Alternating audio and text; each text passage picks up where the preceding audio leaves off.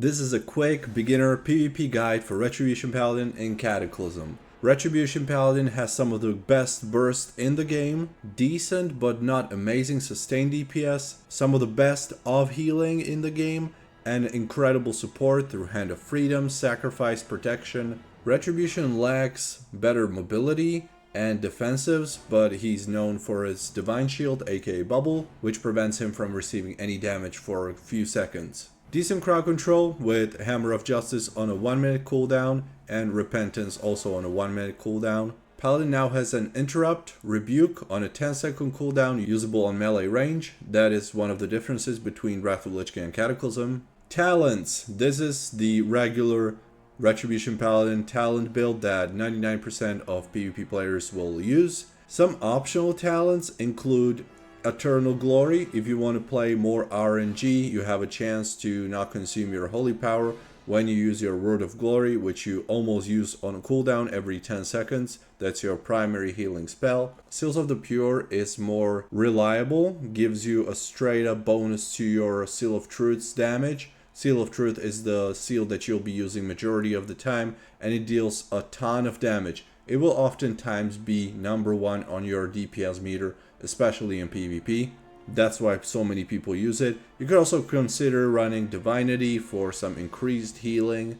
And then you could also pair up Blazing Light, putting 2 talent points in here and 1 talent point in the Art of War. Combining these two will give you more Exorcism procs, which will make it instant and cause more damage. But for that purpose, you'll probably have to lose 1 point from Guardian's Favor, for instance, which reduces your cooldown on Hand of Protection and increases your duration of Hand of Freedom. Oftentimes, you're not able to use Hand of Protection twice in the arena unless it's a really long game.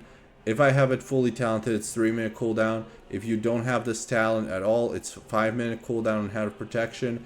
And then increasing your duration on Hand of Freedom isn't really that valuable because many classes have either Dispel or Spell Steal, and especially when it comes to rated arenas on a higher rating, those classes will make sure to steal or dispel your Hand of Freedom super fast anyway, so you wouldn't be able to use it for the entire duration. For stats, you want to go for 5% hit chance. That's your number one priority, to not miss any important spells, miss your crowd control like Hammer of Justice and Repentance.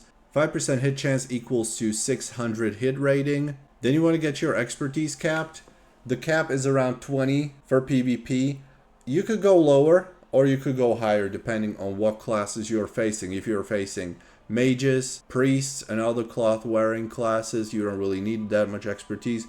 But if you're facing a lot of warriors, DKs, paladin, then having higher expertise is advised to not get dodged and parried, and especially against rogues and ferals, that's a big issue.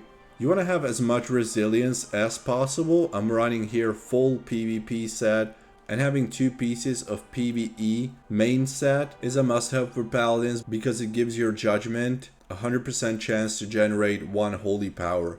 Otherwise, the only holy power gaining ability is Crusader Strike. You could also consider running some PvE trinkets if you choose so, but running just full PvP with the 2-piece main set for the judgment set bonus is enough, and since you don't really have that many defensives outside of Divine Protection on 1 minute cooldown and your bubble, you should go for more resilience. Then it's full strength, that's number 1 priority. And for the secondary stats, it's critical strike is number 1, mastery is number 2, and haste is mostly useless. Critical strike because it boosts both your damage and your healing, and you do heal a lot with Word of Glory, especially when it crits. Mastery is only for damage boost. That is the stat you would be going for in PvE. For glyphs, use Word of Glory, Seal of Truth, and Templar's Verdict for your prime glyphs. Use Hammer of Justice, Ascetic Crusader, and Churn Evil for your major glyphs. Here you could also consider running Glyph of Cleansing instead of Ascetic Crusader. Both of these glyphs reduce the mana cost of these spells. So in case you're cleansing a lot, especially against teams with Frost and Fire Mages for instance, you can consider running Glyph of Cleansing instead of Glyph of Ascetic Crusader. I like Crusader because Crusader Strike, you always use it no matter who you're facing. Hammer of Justice is pretty much mandatory because getting 5 extra yards on your Hammer of Justice to be able to crowd control, especially if you're crowd controlling your focus target, is really a big deal. Otherwise, your Hammer of Justice is only 10-yard range, which is super small. And then Turn Evil, because you're going to be facing a lot of Warlocks and Death Knights, and you want to fear those pets. And then finally, for your minor glyphs, which aren't as important, they only reduce the mana cost of some of your abilities. Glyph of Truth, Glyph of Blessing of Might, and Glyph of Insight. You could also consider switching Glyph of Insight for Glyph of Blessing of Kings, in case you buff your team with Blessing of Kings, especially if you're running with like a Marksmanship Hunter, which already gives you the True Shot aura, which serves as a Blessing of Might, and it doesn't stack. Gems, this is what you use. You usually go for Strength and Resilience.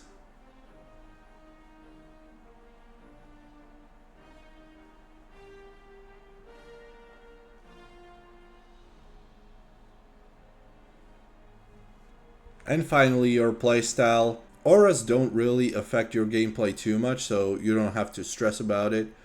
If you just press your Retribution aura and use it 100% of the time, you're not really going to mess up anything. Or using Resistance aura against classes like Warlocks and Mages, for instance. For the opener, your #1 priority always is Crusader Strike to gain Holy Power. It is on 4.5 second cooldown, so you use your Crusader Strike. #2 priority is Judgment. If you get an Exorcism proc, you use that. Crusader Strike every time on cooldown. As soon as you have 3 Holy Power, ideally you use your Inquisition. Use Crusader Strike again when you can. Judgment as the second filler. If you have nothing to press, you can use Holy Wrath, because even that has a chance to proc your Divine Purpose, which acts like as if you had 3 Holy Power all of a sudden. Now with your Inquisition up, 3 Holy Powers, you use your Templar's Verdict to deal damage, or you use Word of Glory to heal yourself or your arena partners or battleground friends. If you want to burst, you use your Guardian of Ancient Kings. Ideally, you stack it until it's 20 seconds until it's over, and at this point you have some stacks. You pop your Avenging Wrath and you pop your Zealotry, and you start spamming Templar's Verdict, Crusader Strike, Templar's Verdict, Crusader Strike. In case you need heal someone, you press Word of Glory, again Crusader Strike. We don't have our Inquisition up anymore, so we refresh it, Crusader Strike again, and our cooldowns are now over. We're back to the normal rotation. We got the Exorcism proc, so we use it, deals crazy damage on proc. We got another Divine Purpose proc, so we do another Templar. We got another proc, but our Crusader is also off cooldown, so we use Crusader. We make sure we don't lose the proc on Divine Purpose. That's all you need to know playing Retribution Paladin PvP. Let me know if you have any questions or want to know more in-depth information about Retribution and Cataclysm. I try to answer every single comment. Sometimes I miss some, so in case I do, you can also chat in our community Discord server. Link is in the video description. Thanks for watching. I'll be making similar guides for more classes that I'm experienced with. So subscribe, like, and I'll see you soon.